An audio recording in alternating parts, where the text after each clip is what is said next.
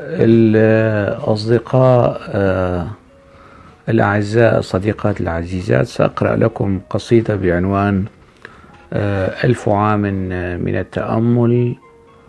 كتبتها في 23 أبريل 2018، وصدرت في ديواني الأخير بعيني غراب عجوز. هذا الديوان صدر عن دار خطوط وظلال في الأردن العام الماضي.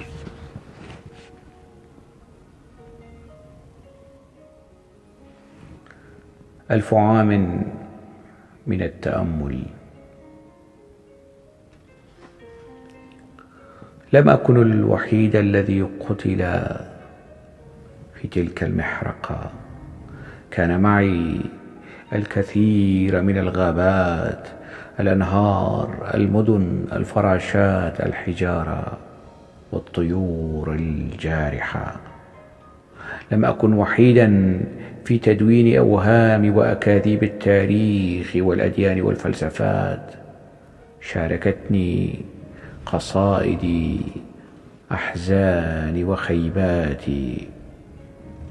كنت الناجي الوحيد من هذا الجحيم الذي تسمونه الحياة، والهارب الوحيد من تلك الجنة التي خبأتموها بين أوهام السماء.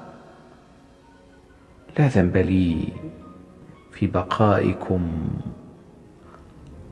أقفالا دون مفاتيح، لا ذنب لي في بقائكم جرارا وخزائن مكسورة وثيابا مستعملة كان يرتديها السحرة والدجالون وباعة الكلام. كنت نبيا ل1000 عام يرفض أن يتبعه أحد.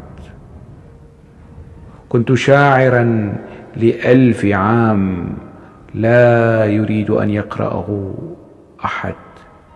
كنت ثورة دامية لم يعلنها أحد على أحد، وقصة صغيرة لفضيحة كبرى لم يكتبها أحد.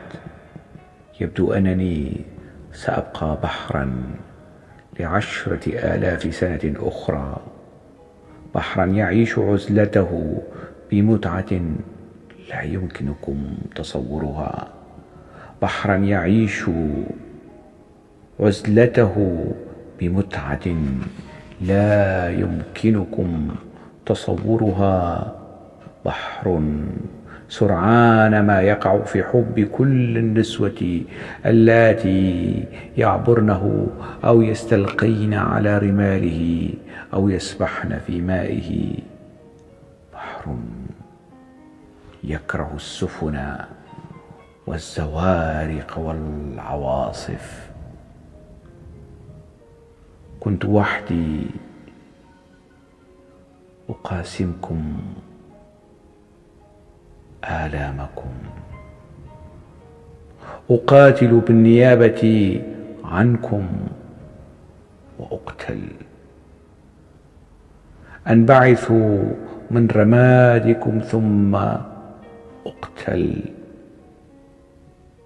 كنت وحدي الذي تقتلونه دون سبب، وبقيت